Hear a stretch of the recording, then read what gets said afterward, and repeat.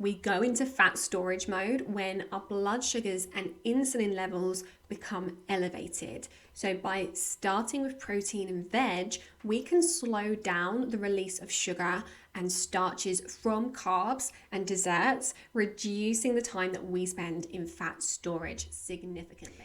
Do you find festive gatherings a nightmare when it comes to food? Do you feel torn between wanting to embrace and enjoy the festive treats, but also wanting to avoid the subsequent weight gain? Do you wish you could get through the season without having to go up a dress size afterwards? Well, I'm going to delve into the secrets to enjoying the festive gatherings without derailing your success. So keep listening to find out how you can get the best of both worlds and enjoy the festive gatherings without derailing your success. I'm Louse Digby, women's weight loss expert, and your guide through this journey of holistic weight loss. It's my mission to empower you so that you and your metabolism thrives and you never have to go through diet misery again. We're going to be stepping away from the restrictive approach and we're going to be embracing a more mindful, balanced approach. It's going to be about savouring those festive flavours without having to sacrifice your health. And we're going to get into how to make wise choices and decode the hidden nutritional gems on the buffet table so that you can navigate these gatherings with confidence. So let's be real, amid the merriment and the fairy lights, there's an undercurrent of stress, right? We've got the constant stream of parties and family gatherings and those irresistible trays of goodies. You know, each moment can feel like a struggle between our desire to enjoy ourselves, but also the commitment that we have to our health journey and our weight loss journey. You know, I know that I've found for myself juggling the guilt of indulgence against the fear of missing out on the festive fun can be really tough. And there's pressure to conform to societal norms. And that's difficult to navigate when we're trying to maintain a healthy balance, and it can really leave us feeling like we're walking a tightrope, right? Well, maybe like me, you've battled with that internal dialogue as well, you know, feeling conflicted between savouring those once a year treats and staying true to your wellness journey. Perhaps you've questioned whether it's even possible to navigate the season without compromising your hard-earned progress. But fear not, because we're going to shatter the myth that enjoying the festivities equates to derailing your success. I've walked that path and discovered some fab strategies that have helped transform the way that I approach these gatherings. So let's dive into it. How do we navigate the holiday spreads stacked with temptations? Well, first off, as I was talking about in last week's episode, your mindset is key when you approach these occasions. People tend to fall into two different camps. They either say, I'm going to have all of the treats, I'm going to have whatever I want, I don't want to worry about what I'm going to be eating during the festive season. Or they say, I'm not going to have anything at all, I'm not going to have any treats, I'm not going to stray from my diet or whatever healthy eating regime. And the likelihood is that neither of those attitudes are going to be aligned with your health goals. Growing too restrictive is going to set you up for failure at any time of the year, but particularly if you're someone who likes a festive treat. And we really need to avoid setting ourselves up for failure, because every time we fall off the wagon, we lose a little bit more belief in ourselves, in our own ability to achieve and sustain our weight goals. And that matters. You know, we need to strongly believe that we can achieve what we've set out to, because if we don't believe it, then our behaviors will align with those beliefs and will self-sabotage. Now, there are a very small number of people who can omit all the treats and stick with that. But these people don't tend to feel like they're missing out on things, and they often really enjoy or even prefer the healthy alternatives. But if you think that you're likely to feel like you're missing out, then let's opt for that happy middle ground instead. Let's adopt a more mindful approach. You know, it's okay to have a bit of what you fancy.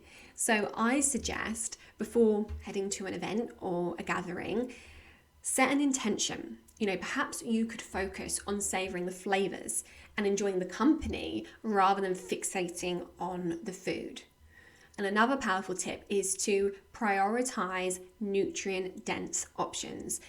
If you're serving yourself, start off by seeking out the colourful, vibrant options, the fresh fruits, veggies, salads, as well as the lean proteins. These nutrient-packed foods not only nourish your body, but also leave less room for the less nutritious options. And having plenty of protein will help to keep your blood sugar steady. Now, you may remember from previous episodes that we go into fat storage mode when our blood sugars and insulin levels become elevated. So by starting with protein and veg, we can slow down the release of sugar and starches from carbs and desserts, reducing the time that we spend in fat storage significantly, and also helping to keep us fuller and more satisfied and less snacky. And if you're anything like me, when I'm with friends or family, I'm often chatting away during the meal, and this means that I eat slowly. And the result is that I tend to eat way less than usual because I've given my brain time to realize that I'm full. So by taking the time to savor each bite and enjoy the flavors, you'll slow down and you'll get more satisfaction from your food and you'll eat less overall. Now, often at festive gatherings, you'll be encouraged to help yourself to more. And I think when there's the prospect of going up for seconds, we can end up eating even faster than usual and piling up our plates a second time and ending up eating double what we usually would. And then often there's dessert, and then there's sweets, and then there's drinks. So when you're picking from a buffet, try to serve yourself a normal dinner-sized portion.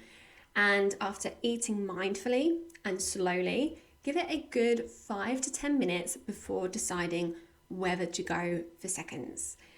Notice that I'm not saying don't go for seconds. This is really intentional because banning ourselves from going for seconds or eating particular things makes us feel deprived. Instead, giving ourselves more time to digest and listening to our body signals is a much more empowering and effective way to manage our food intake in the long term. Now, my clients know that I'm a great believer in intuitive eating and that your body will tell you when you're full. But that only really applies when you're meeting your nutritional needs, namely getting enough protein and enough fiber. So by applying these strategies of opting for protein and veg first and eating slowly and mindfully, your body should regulate your appetite so that you stop before you feel like an overstuffed turkey. Now, let's not forget the importance of staying hydrated. Sometimes our bodies really do mistake thirst for hunger, and this happens because food contains water, so our bodies increase our hunger signals to help us stay hydrated. So keep a glass of water handy. It not only helps with hydration, but it can also help to curb excessive snacking. Another savvy move is to be the bringer of healthy dishes. Share your favorite nutritious recipes at potlucks or gatherings, ensuring that there's an option that aligns with your wellness goals. And here's a golden rule. Don't skip meals in anticipation of a feast. Eat a balanced meal beforehand to prevent arriving at a party ravenous, which might lead to impulsive and less healthy choices. For example, if you're going somewhere for a late dinner and you know that it'll likely be a typical beige buffet, then perhaps have a substantial late lunch so that you're not ravenous later. And remember, it's okay to indulge. Allow yourself to enjoy those special treats without guilt. The key is moderation and mindfulness. Pick your favorites and savor them without feeling like you've cheated. Remember, it's about balance, not deprivation. Now, we can easily elevate our festive spreads with healthier alternatives to those traditional dishes. By making some simple swaps, we can transform classic recipes into nutritious delights that still capture the essence of the season. So first of all, something like mashed potatoes. So instead of heavy cream laden mashed potatoes, we could have mashed cauliflower instead. It's lighter, it's packed with nutrients, and it maintains that comforting texture.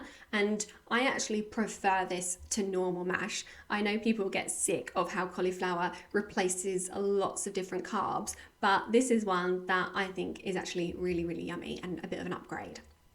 Now for stuffing, consider using something like whole grains or quinoa or wild rice instead of the usual bread base. You could add in colourful veggies and herbs and nuts for flavourful, wholesome and satisfying twist. When it comes to desserts, there are fantastic healthier options, and fruit-based desserts like baked apples or berry crumble can satisfy that sweet tooth whilst providing beneficial nutrients and fibre. Or things like berries and cream or strawberries dipped in dark chocolate, they feel indulgent whilst being highly nutritious. And let's not forget beverages. You can swap sugary cocktails for refreshing infused water, herbal teas, or mocktails made with fresh fruit and sparkling water. These options keep you hydrated without the added sugars. So by introducing some healthier alternatives, we are not only enhancing the nutritional value of our meals, but also infusing them with vibrant flavours and creativity. It's all about embracing the joy of cooking and celebrating without compromising on taste or health. So whether you're hosting a gathering or whether you're contributing to one, consider incorporating these healthier renditions of traditional dishes. You'll be able to satisfy your taste buds and nourish your body, making this festive season a celebration of both your health and your happiness.